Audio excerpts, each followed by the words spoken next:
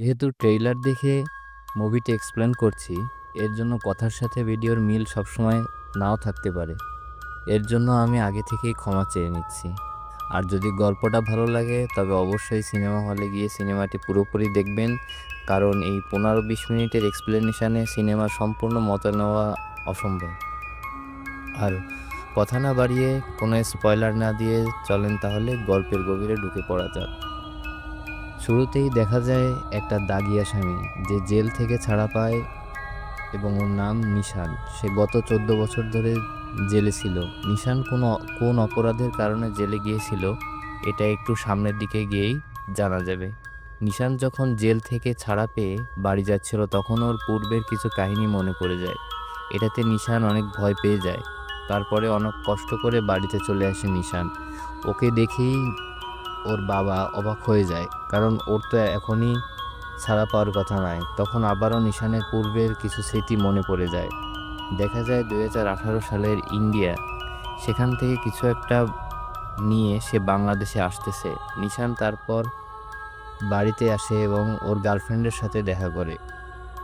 ওর girlfriend তখন রাগ করেছিল। নিশানের সাথে দেখা নেই ওর গার্লফ্রেন্ডের নাম জেরিন। তারপরও নিশান অনেক কিছু বুঝিয়ে সুঝিয়ে তার গার্লফ্রেন্ডের রাগ ভাঙায়। ওদের ভালোবাসা আগাতে থাকে, কিন্তু হঠাৎ একসময় প্রেম করতে গিয়ে বাড়িতে ধরা খায় ওরা। তখন জেরিন নিশানকে বিয়ে করতে বলে, যদি তুমি আমাকে এখনই বিয়ে না করো তাহলে আমার বাড়ি থেকে কিন্তু আমাকে বিয়ে দিয়ে দিবে, আর তারপরে কিন্তু আমরা কখনো আর এক হতে পারবো না। দেখা যায় কয়েকদিন পর পর ইন্ডিয়া যেত নিশান। এর জন্য জেরিন তাকে এর জন্য জেরিন তাকে খুব একটা খুঁজেই পেত না। কয়েকদিন পর পর উধাও হয়ে যেত নিশান।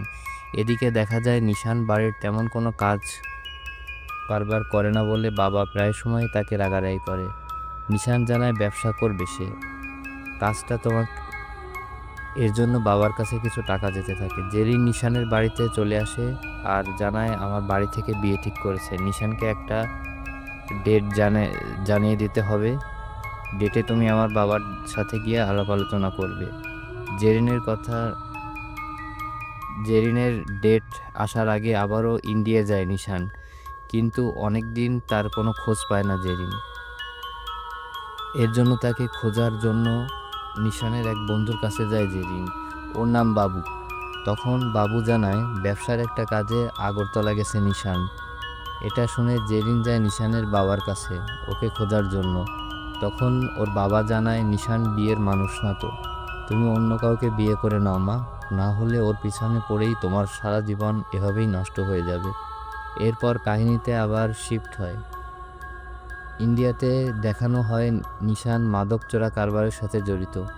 চোরা কারবারি করতে গিয়ে বর্ডারে অল্পের জন্য বেঁচে যায় নিশান, কিন্তু তার সাথে একজন গুলি খায় তার সতীর্থ এবং হাসপাতালে ভর্তি করানো হয় তাকে।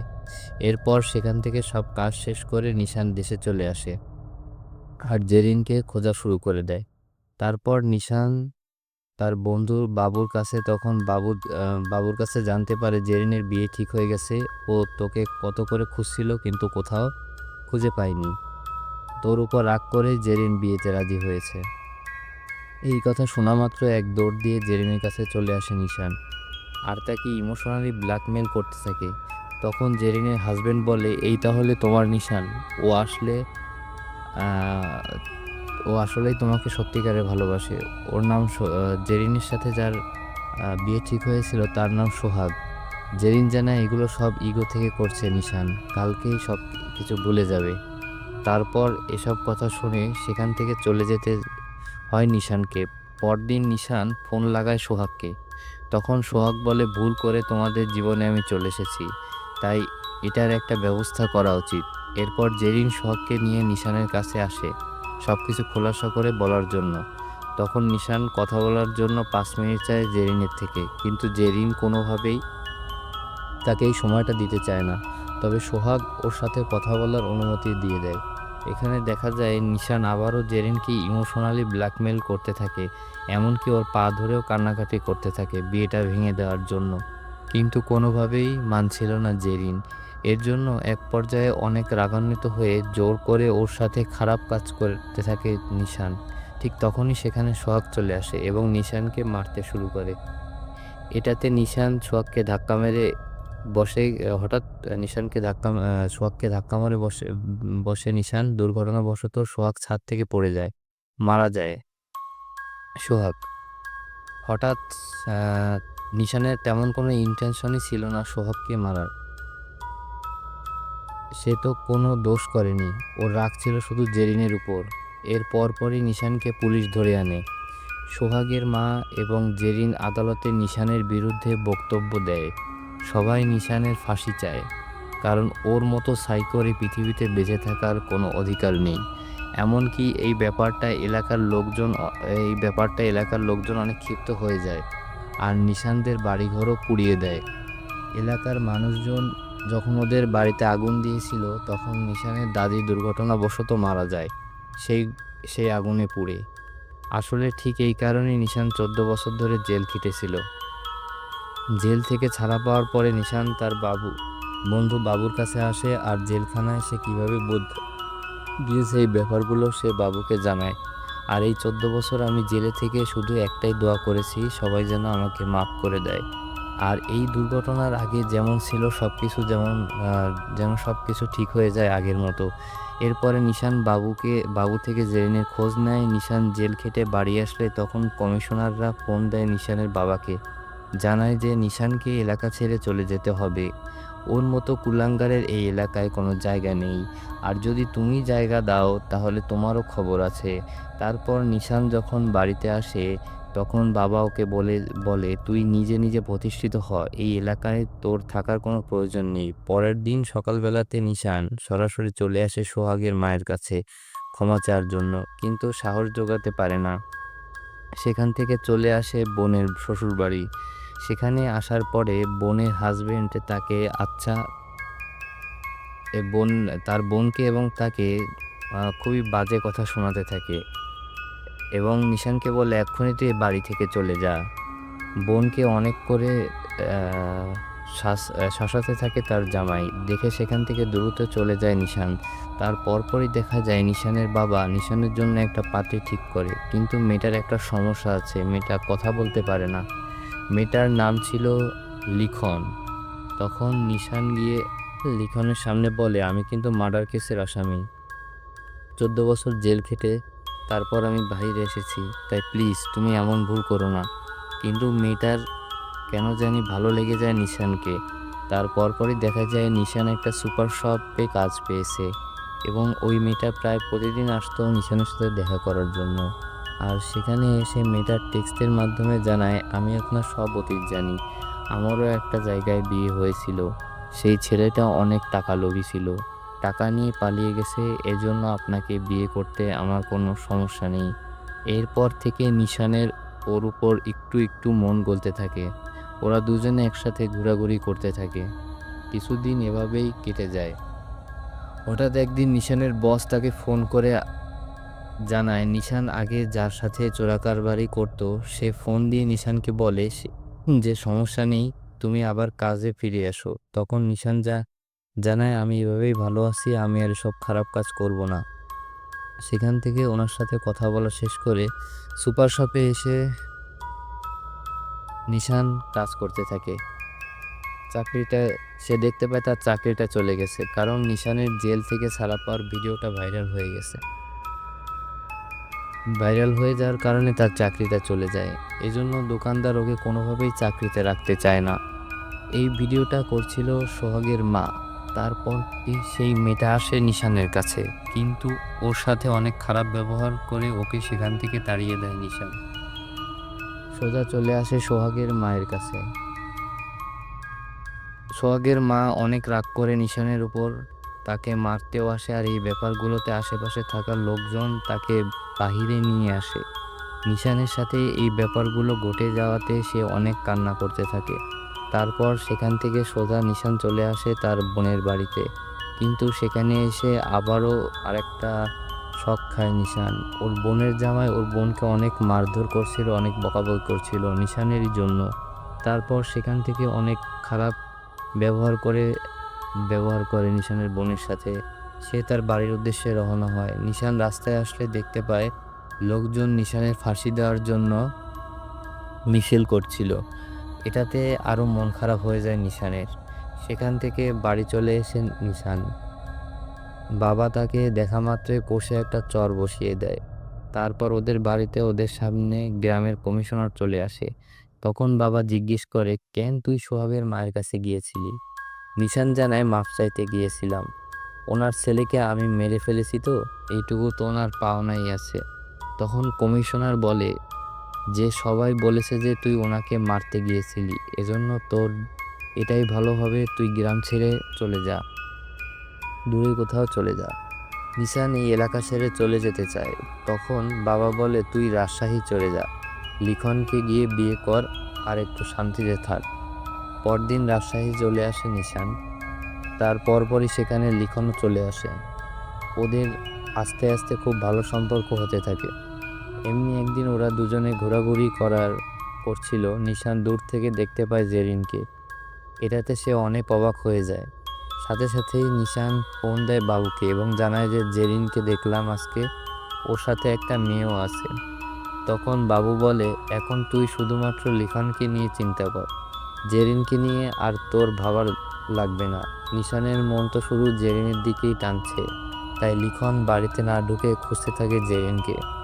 অনেক খোঁজাখুঁজি করতে থাকে নিশান, কিন্তু কিছুতেই সে পাচ্ছিল না ওদেরকে। একটা গড়িতে গিয়ে যখন নিশান হাঁটছিল, তখন হঠাৎ কয়েকজন এসে উঠিয়ে নিয়ে যায় ওকে। তারপর নিশানের যখন জ্ঞান ফেরে, তখন সে দেখতে পায় তার আগের বস তাকে উঠিয়ে নিয়ে এসেছে। ওর নাম রবি।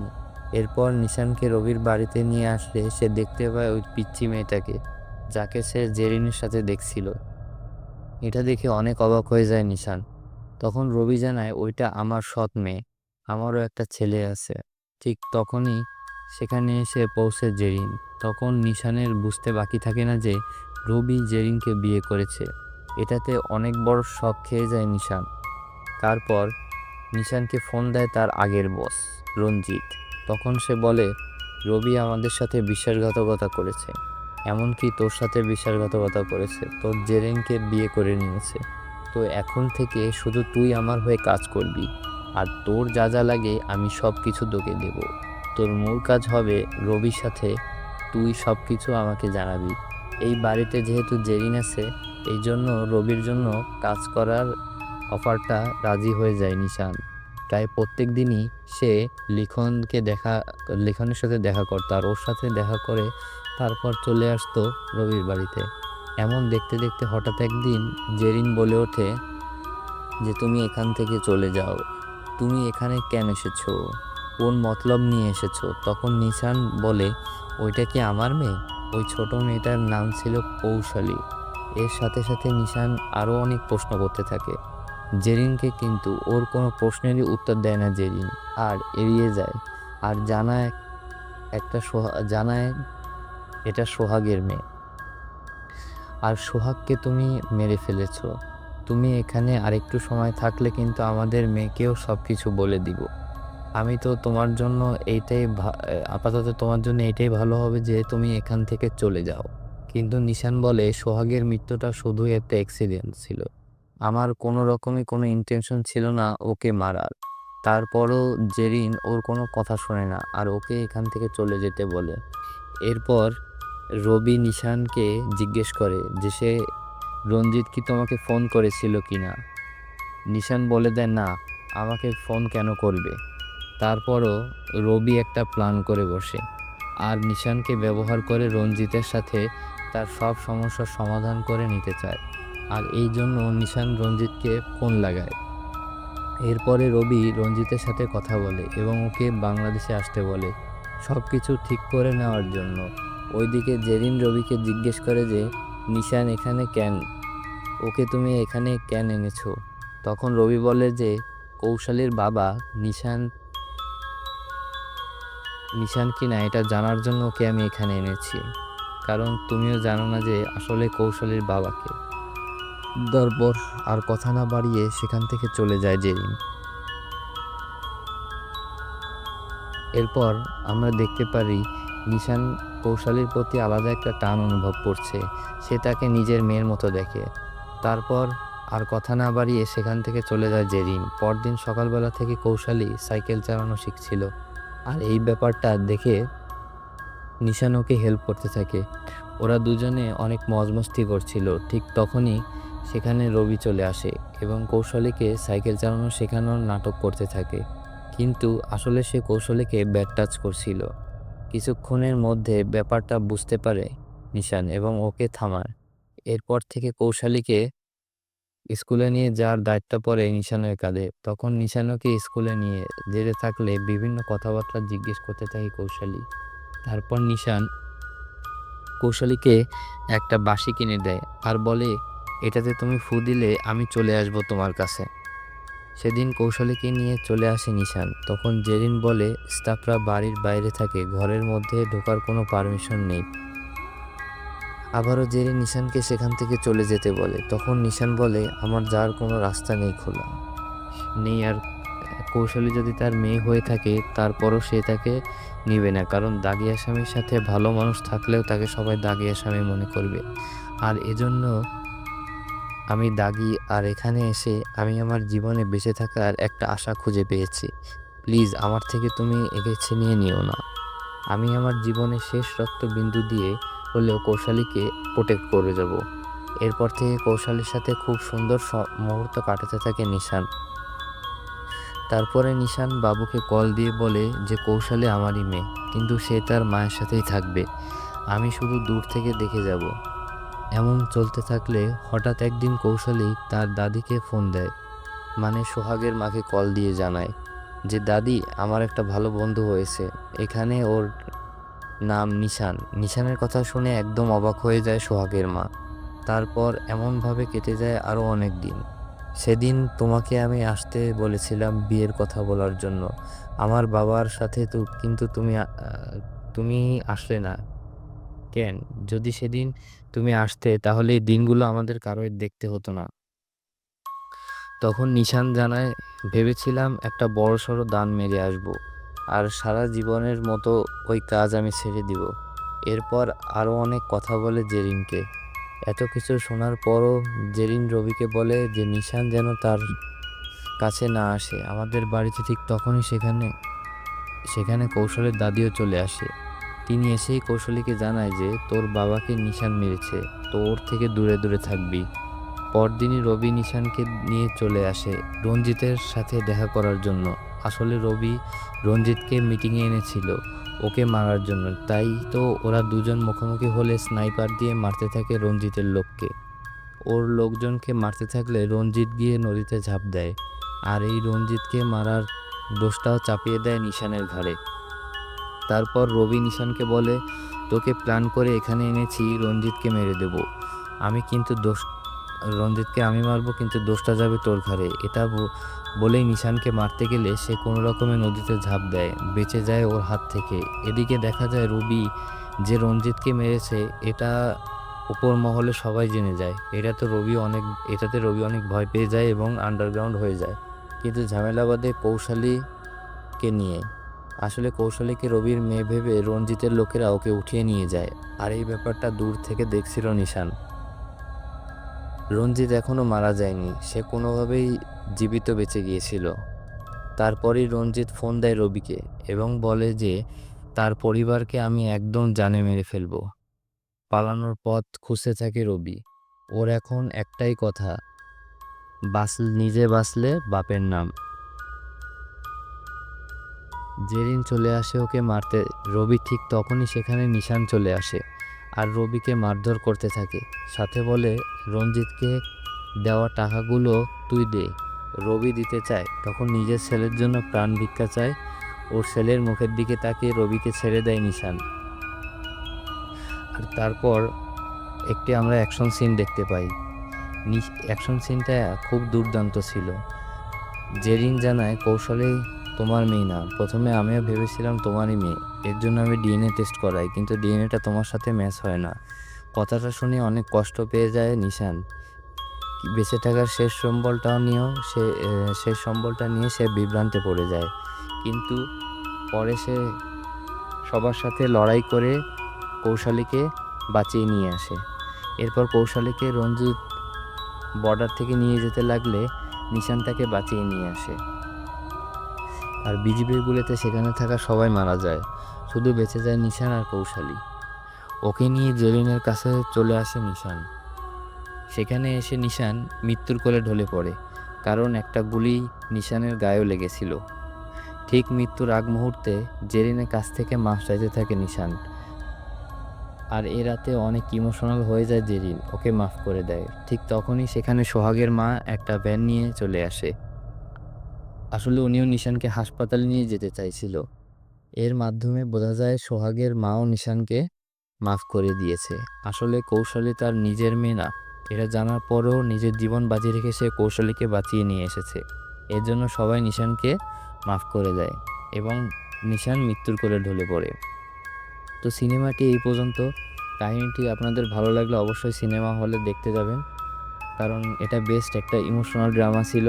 অবশ্যই আপনারা সিনেমায় দেখবেন এবং আমার চ্যানেলটা সাবস্ক্রাইব করে রাখবেন।